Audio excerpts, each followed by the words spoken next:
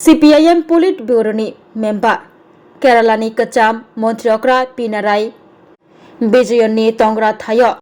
Edi Hana Romani Kitingai Hakodor by Baksha Tripura Haste Shunamura Obo Kaduma Funuklaika CPIM Fashlo CPIM Shunamura Habadoni Shimi Himboto Klai Kaduma Funogoi Korang Tishalaika Shunamura Hati Amchai Beraye Shunamura Robindra Chomoni Wo Tangai Himbotok Pailai Aro Kutumuni Panda Shongtazaka Majagika CPIM Shunamura Bokaste Committee Nitangfang MLA Shamal Chakraborty Tongbayo Logio Juda Juda Adong Rock Keralani Kacham Montriokra Bijayoni Tongra Thayo Edi Hana Romani Kitingai Korang Tishalaika Ereng no Kokshil Chamong Shili Buni Chokli by Hana Relayo Nei Shaka MLA শ্যামল চক্রবর্তী সকালবেলা enforcement department তারা কেরালার প্রাক্তন মুখ্যমন্ত্রী এবং ভারতের communist party মার্ক্সবাদী polit ব্যুরোর সদস্য comrade Pinarayi বিজয়নের যে ভাড়া বাড়ি যেটা মুখ্যমন্ত্রীর পরে উনি গিয়ে উঠেছেন সেই ভাড়া বাড়িতে প্রথমে তারা তল্লাশি চালায় একজন মুখ্যমন্ত্রী প্রাক্তন মুখ্যমন্ত্রী এখন বিরোধী দলনেতা ওনার বাড়িতে ঢুকতে গেলে কতগুলি প্রটোকল মেনটেন করতে হয় কোনো রকম প্রটোকল মেনটেন না করে তারা সেখানে ঢুকে বাড়ি তল্লাশি করে পাশাপাশি ওনার পৈতৃক যে বাড়ি সেই বাড়িতে যায় ওনার মেয়ের বাড়িতে যায় আরও 10টা বাড়িতে যায় বিভিন্ন জায়গায় তারা তল্লাশি চালায় পিনারাই বিজয়নের বিরুদ্ধে এর আগেও তারা তল্লাশি করে কোর্টে বিভিন্ন রিপোর্ট পেশ করে তাতে কোনো রকম অসঙ্গতি সেখানে পাওয়া যায়নি এবং পাওয়ার তো প্রশ্নই নেই কারণ ভারতবর্ষে যারা এই ধরনের বিভিন্ন রাজনৈতিক দলের সর্বভারতীয় নেতা মুখ্যমন্ত্রী অন্যান্য কেন্দ্রীয় মন্ত্রী যে কয়েকজন লোক সবচেয়ে যারা সততার সাথে শৃঙ্খলার সাথে আমাদের দেশকে এগিয়ে নিয়ে যাওয়ার জন্য যারা কাজ করেছে যিনি প্রকৃতভাবেই একজন স্বাধীনতা সংগ্রামী এবং ওনার জীবনযাত্রা সহজ সরল ওনার বাড়িতে আগের রিপোর্ট এই ধরনের দেওয়ার পরেও আবার সেখানে তারা এই তল্লাশি চালায় আমরা পরবর্তী সময়ে শুনেছি কিচ্ছু সেখানে পায়নি বা কোনো রকম পায়নি সেগুলি পরে রিপোর্ট দিলে বোঝা যাবে কিন্তু এই যে গেল তারা এনফোর্সমেন্ট ডিপার্টমেন্ট তাদের কাজ হলো এই ধরনের অর্থনৈতিক অসঙ্গতি কোথাও আছে কিনা দেশের মধ্যে এবং সেই অসঙ্গতি সরকারি যে টাকা জনগণের টাকা সেই টাকা লুট করে এই অসঙ্গতি তৈরি হয়েছে কিনা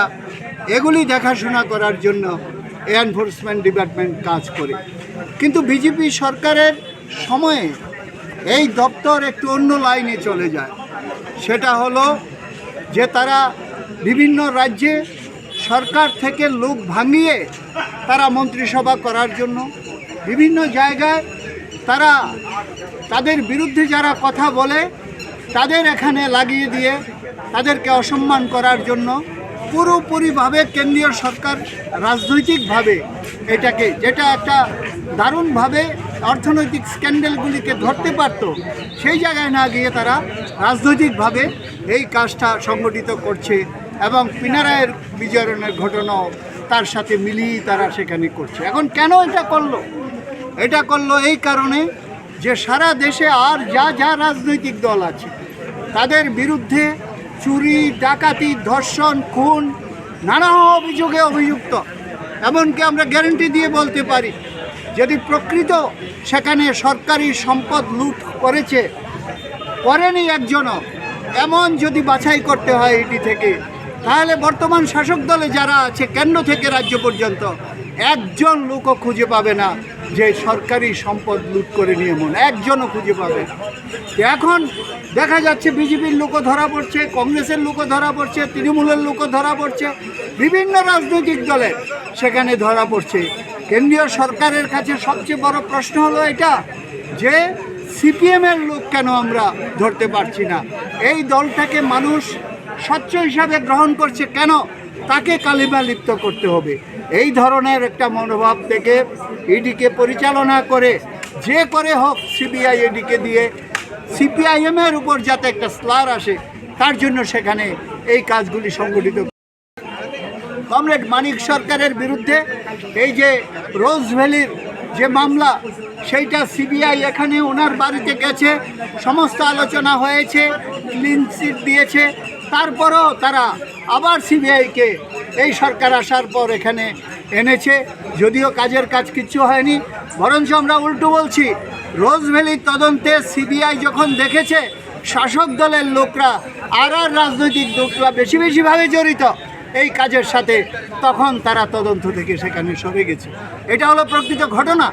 সারা দেশের মধ্যে। কাজে মানিক সরকারকে চেষ্টা করেছে, আমাদের আরও নেতাকে চেষ্টা করেছে, এখন পিনারাই বিজয়নকেও চেষ্টা করেছে। এই সব চেষ্টা হলো যে সাদা পাঞ্জাবি আছে তাদের শরীরে, তারা শুভ্র বসন শুধু না মনের দিক থেকেও শুভ্র, এটাকে যাতে কালি লাগানো যায়, সারা দেশে সিপিআইএমকে যাতে কালিমা লিপ্ত করা যায়, এই কারণে তারা এটা করছে। এর বিরুদ্ধে কেরালার জনগণ দারুণভাবে প্রটেস্ট করেছে, দিল্লিতে আমাদের কমরেডরা প্রটেস্ট করেছে, যদিও আক্রমণ করেছে। এখানেও আজকে আমরা এই প্রতিবাদ সেখানে সংগঠিত করছি। আমরা পরিষ্কারভাবে বলতে চাই, রাজনৈতিকভাবে এইটাকে তুমি ব্যবহার করতে পারবে না, এই কথা আমরা বলছি। তুমি আছো রান্নাঘরে,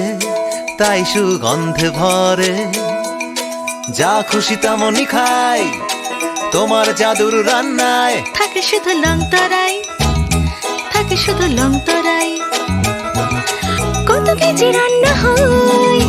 মন তাই করছো জয়, ভালোবেসে বলছি তাই রান্নায় তোমাকে চাই, চাই শুধু লং তরাই, চাই শুধু লং তরাই। লং তরাই গুঁড়ো মশলা, রান্নায় তোমাকে চাই, চাই শুধু লং তরাই।